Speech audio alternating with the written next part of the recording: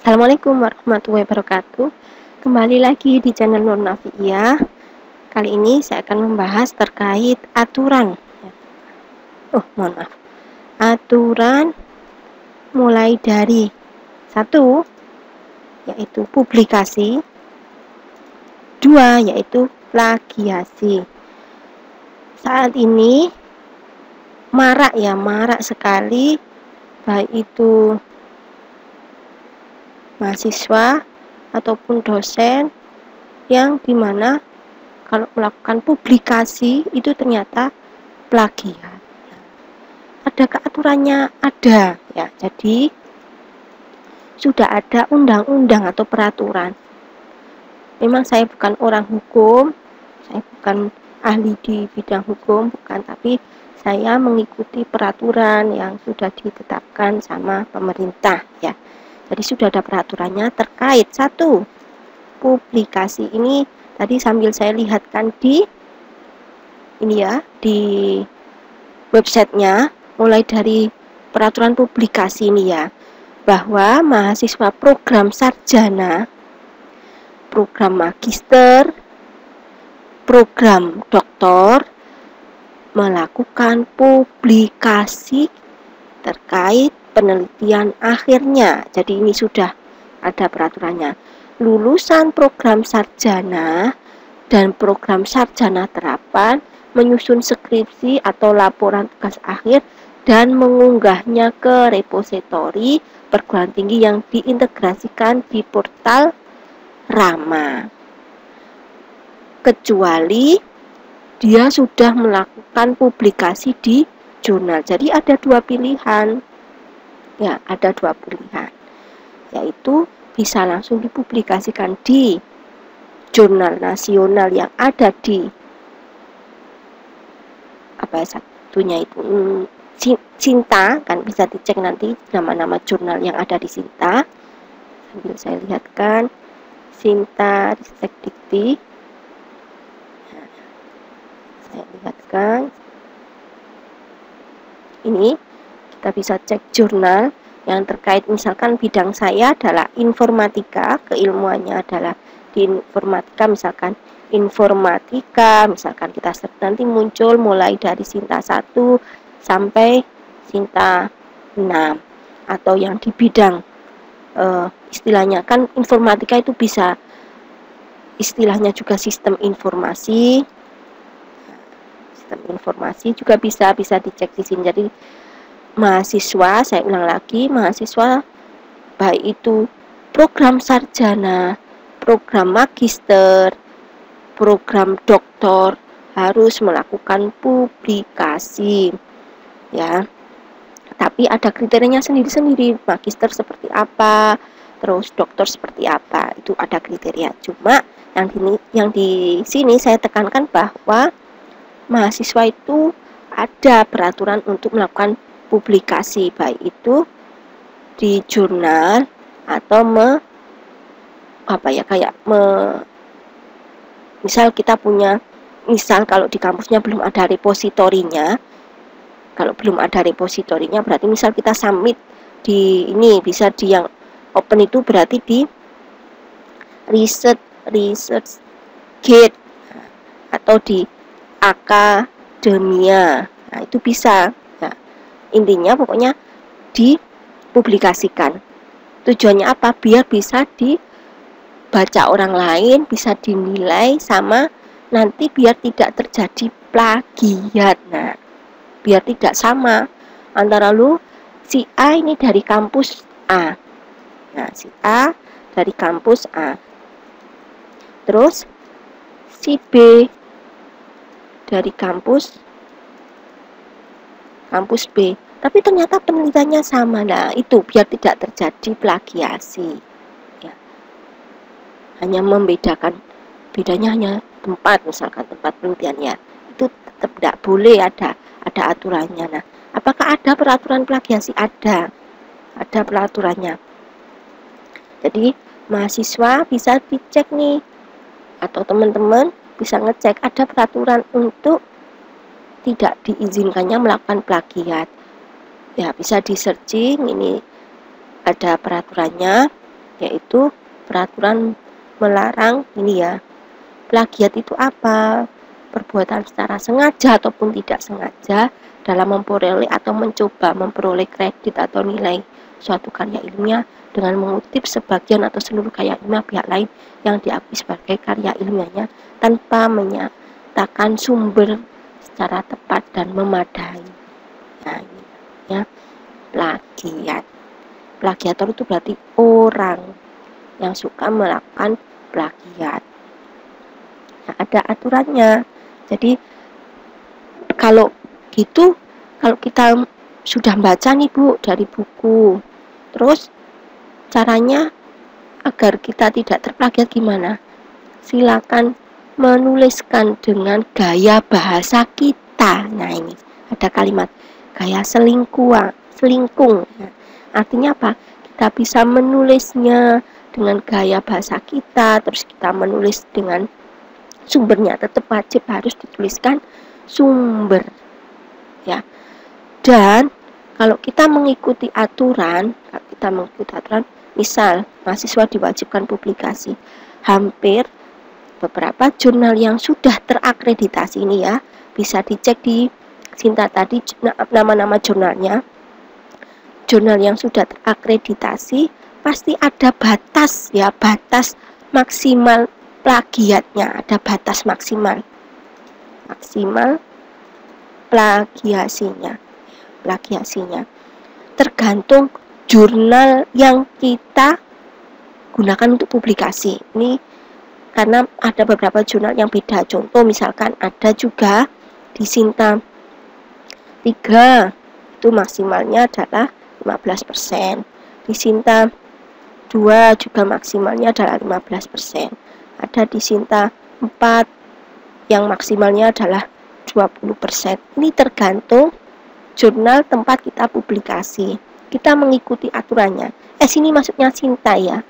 Jadi sini Sinta. Sinta itu pengindeks jurnal kayak Scopus itu kan pengindeks jurnal. Nah di sini yang saya tekankan adalah yang sering itu mahasiswa itu mengambil dari kakak kelas. Nah, itu enggak boleh. Misal kalau semua anggap skripsi ya. Skripsi kakak kelas itu dimasukkan ke repositori semua, Kalau saya ada penulisan yang salah, mohon maaf sebelumnya bisa dikoreksi. Kalau semua skripsi kakak kelas itu mulai dari tingkatan sebelum-sebelumnya itu dimasukkan ke repositori kampus, maka pasti ada plagiasinya. Jadi nggak boleh, benar-benar tidak boleh, itu namanya plagiator dan itu bisa dikenakan sanksi pidana. Kenapa? Karena sudah ada peraturannya dan sudah harus mengikuti peraturan itu ya. Jadi kalau misalkan andai skripsi kakak kelas itu sudah dimasukkan ke repositori kampus semua dan sama mengupload lagi dan ada pengecekan plagiasi, pasti skripsi kalian terkena plagiat ya. Nah, batas plagiasinya itu tergantung kampus, tergantung jurnal. Misalkan ada kampus itu yang misal ya, di kampus itu ada maksimal plagiasinya ada yang 25%.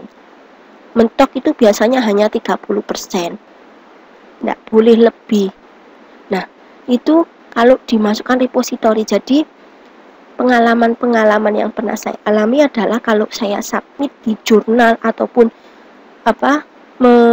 misalkan ini teman mau memasukkan skripsinya atau tesisnya ke repositori kampus, kan ada pihak kampus itu yang memegang untuk mengupload di repositori. Itu kan dicek plagiasinya. Itu maksimal 25.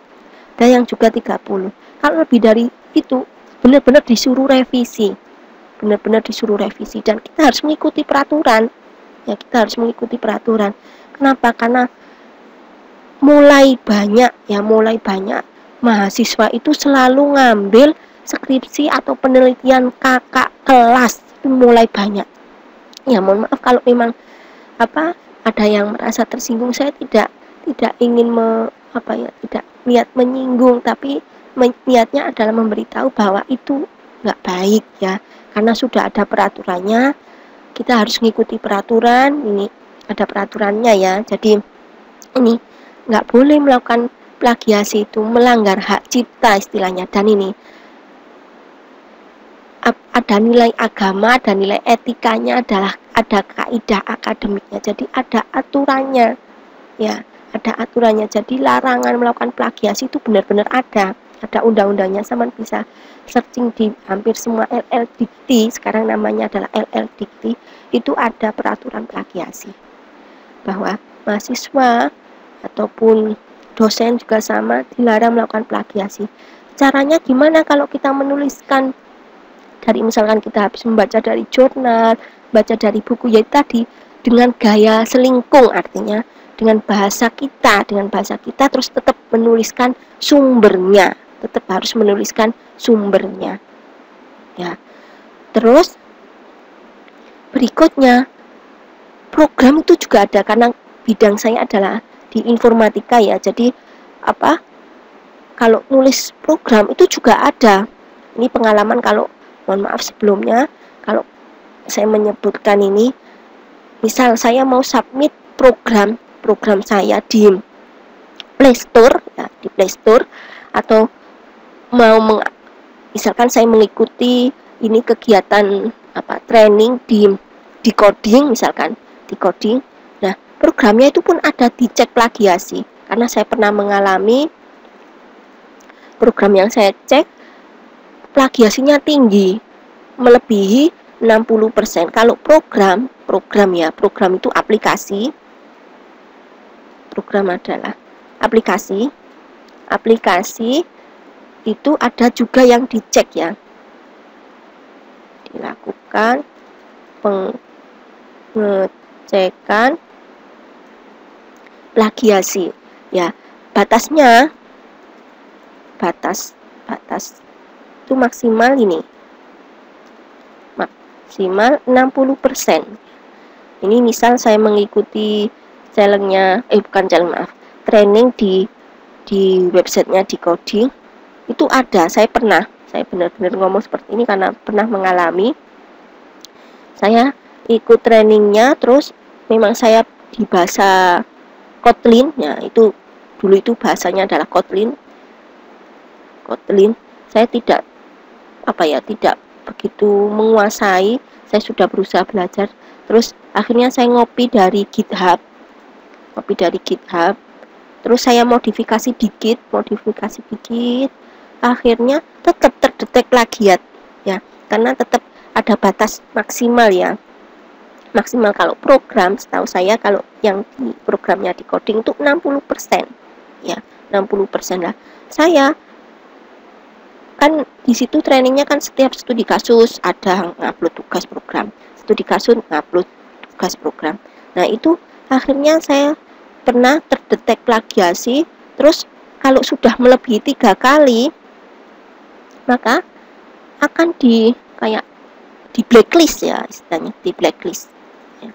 Itu dulu awal-awal saya, karena memang belum tahu, makanya saya membuat konten ini agar teman-teman ataupun mahasiswa bisa terbuka bahwa benar-benar ada blacklist loh ya, ada blacklist terkait kalau kita melakukan plagiasi ya. Jadi kalau kita dapat program karena informatika kan memang tugas akhirnya atau skripsinya membuat program ya, terus sama ngambil dari GitHub atau ngambil dari kakak kelas, itu misalkan kalau kita upload di coding ya, misalkan kita upload programnya di coding ya, mungkin ketolak. Kenapa? Karena terdetek plagiasi ya. Jadi biasakan membaca terus menulis dengan gaya kita berarti cara kita. Jangan di copy paste ya, itu benar-benar sudah ada peraturannya. Jadi saya tidak mengada-ngada, tapi itu sudah ada peraturannya terkait publikasi, bahwa mahasiswa baik itu magister, doktor ataupun sarjana itu ada peraturan untuk melakukan publikasi, baik dipublikasikan di jurnal ataupun di repositori kampus ya, yang terintegrasi dengan Rama, Ristek, Dikti ya. Nah, biasanya batas plagiasinya berapa? Batas plagiasinya itu tergantung kampus atau tergantung jurnal. Misalkan kalau kita submit di jurnal, ada yang Sinta 2, Sinta 3, Sinta 4 ataupun Sinta 5, itu ada yang 20%, ada yang 15%, ada juga yang 25%, ada juga yang 30%, itu tergantung kampus, tergantung jurnal ya. Ini ya, itu. Terus ada juga peraturan terkait plagiasi. Kenapa kok dilarang plagiasi? Karena itu melanggar hak cipta, itu melanggar apa tadi istilahnya? Ada nilai etikanya ya, ada nilai etikanya. Nah, ini. Itu ada nilai etika, ada nilai agama, ada kaidah akademiknya. Nah, terus caranya bagaimana?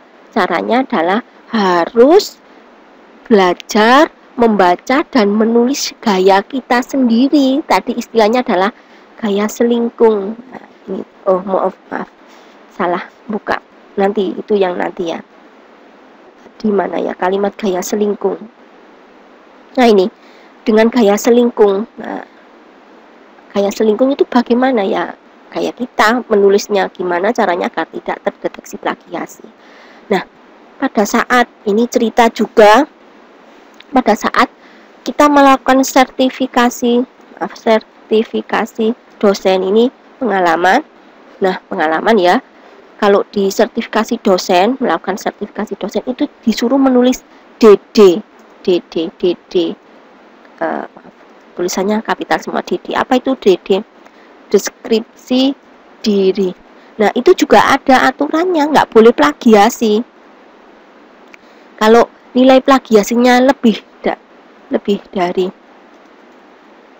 40%, wis nggak bisa lolos sama sertifikasinya. Tuh, makanya dulu waktu kita sertifikasi dosen itu disuruh nulis DD, terus disuruh ngecek plagiasinya. Kalau ini lebih dari 40 udah harus disuruh revisi lagi gitu. Itu pengalaman waktu ke sertifikasi dosen. Ya, contoh kalau hasil plagiasi itu gimana? Contoh, mohon maaf sebelumnya ini saya pakai contoh. Nah, ini. Jadi, ini ya. Jadi, pada saat kita nulis, misalkan ini kan sudah dituliskan Bu sumbernya ini ya, ada Ahmad R.E. Fori. Nah, ini salah ya cara menuliskan sumber seperti ini. Nah, salah. Saya contohkan yang cara menulis sumber yang. Nah, ini kalau kita menggunakan tool. Nah, ini yang latar belakang ini Kurnia Lensa dan Abidin ini yang benar, ini menggunakan tool. Nah, kalau contoh yang terdetek plagiasi gimana? Nah, ini ada blok-bloknya. Ini ada blok, ini terdetek blok. Nah, ini terdetek blok, terus ada angkanya, itu berarti terdeteksi plagiasi. Nah, terus angka ini misalkan ini angka 15 itu dari mana sumbernya? Nah, bisa dicek di halaman terakhir 15. Nah, ini dari Submit Buckinghamshire Children University College. Nah, itu contoh ya, contoh. Jadi ada alat untuk ngecek plagiasinya. Saya kalau di program ini ya, kalau terkait program itu saya nggak tahu untuk alat untuk ngecek plagiasinya. Tapi kalau artikel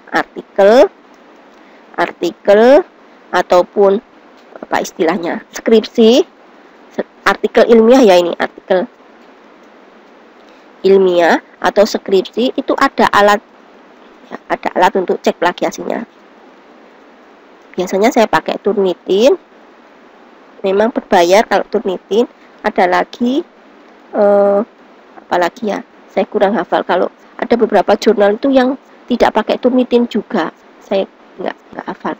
Ada lagi yang agak murah juga, itu akunnya nggak seberapa mahal seperti Turnitin, itu plagiarism, seingat saya plagiarism. Oh, satunya itu authentic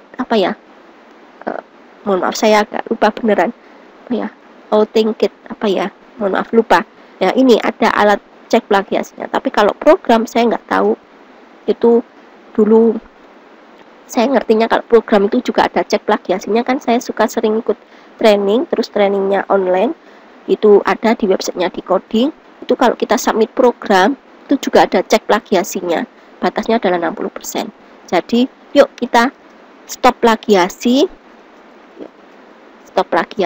jangan suka mengambil skripsi atau mengambil apa istilahnya ya, skripsi atau laporan skripsi dari kakak kelas, jangan digunakan. Ada peraturan plagiasinya, terus ada, kalau kita cek plagiasinya ada batas-batasnya. Boleh kita membaca, terus kita nulis ulang dengan gaya kita, terus nuliskan sumbernya, itu lebih baik seperti itu ya. Kita gunakan untuk membaca saja, jangan di copy paste, jangan diambil semua, baik itu karena ini informatika, baik itu programnya, jangan ngambil programnya kakak kelas, baik itu laporan skripsinya. Yuk kita stop plagiasi karena ada aturannya ya, benar-benar ada aturannya. Semoga bermanfaat. Mohon maaf sebelumnya. Terima kasih. Assalamualaikum warahmatullahi wabarakatuh.